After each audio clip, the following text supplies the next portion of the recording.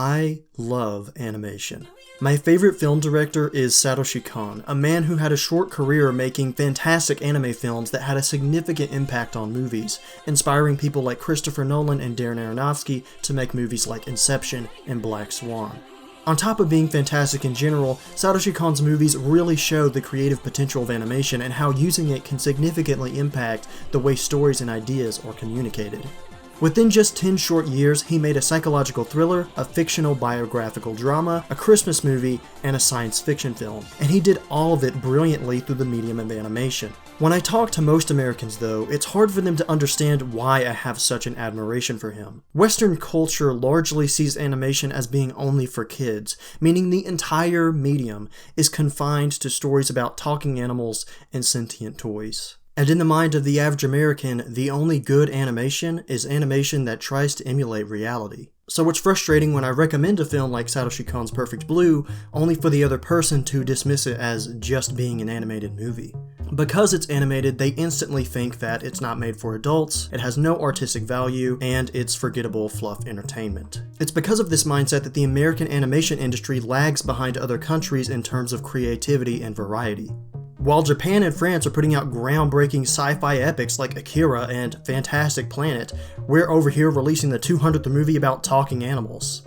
It really excites me when any American animation comes out that targets adults. I drove over an hour out of my way to see Sausage Party when it came out. No, it's not a great movie, and it's not really the kind of story I want to see being told through animation, but I saw it as an opportunity to use my wallet to say, hey, I want more animation geared towards adults. It wasn't the ideal animated movie to communicate my desires, but it was a step in the right direction. Of course, adult-oriented animation is rare in America, so I didn't expect to see much else after Sausage Party. So I became very interested when I found out that the new Netflix series Love, Death, and Robots was an anthology of animated short films made for adults. I added it to my Netflix queue and realized not only is it an animated series for adults, it's also all stories within the genre of science fiction. And if there's one genre that I think animation excels at, it's the genre of science fiction. Films like Paprika, Ghost in the Shell, and the aforementioned Akira and Fantastic Planet are great examples of animation doing great things with the genre. So I watched the show, and while at first I was a bit underwhelmed by it, by the time I had watched 5 shorts, I almost couldn't stop myself from clicking on the next one immediately.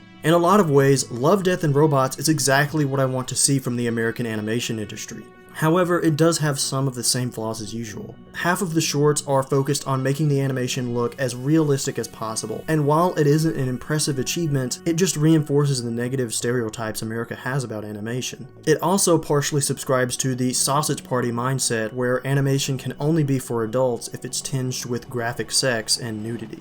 However, the positives far outweigh the negatives in the show, because I really found myself enjoying most of these shorts and being impressed by how creative and thoughtful most of them turned out to be. There was plenty of variety in the animation, from the 2D style of Good Hunting, to the cartoony 3D animation of The Yogurt, to the incredible style of The Witness, which, as many have rightfully pointed out, looks a lot like Spider-Man Into the Spider-Verse. There was also plenty of thematic depth within the stories. There were stories about discrimination, the nature of humanity and technology, the persistence of the human spirit, dealing with loss, and seeking justice for the victims of unnoticed wrongdoing. I really liked most of the shorts and what they had to offer, but I have to make special mention of my favorite short, The Witness. It follows a dancer who witnesses a murder across the street from the place she lives. Everything from the presentation, to the opening scene, to the scene in the sex club, to the chase, and the twist ending had me on the edge of my seat and fully invested. A big reason why this is my favorite short out of the bunch though is because it reminds me of some of my favorite directors, like Alfred Hitchcock, Brian De Palma, and yes, Satoshi Kon.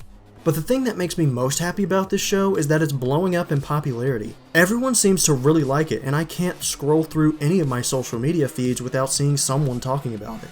And for me, this is really exciting. It means that people are finally waking up to the vast possibilities of animation, and it means that the popularity of this show may pave the way for more animation like it. It could possibly mean that in the future, we will get Western directors of animation who are as creative and groundbreaking as Satoshi Kon was. I am cautiously hopeful for what the success of this show means in the grand scheme of things, but for now, I'm just thankful that we got anything like it. So if you haven't done so yet, go watch Love, Death, and Robots on Netflix, and let your eyes be opened to the vast storytelling potential of animation. I'm Randall the Vandal, and thank you for watching.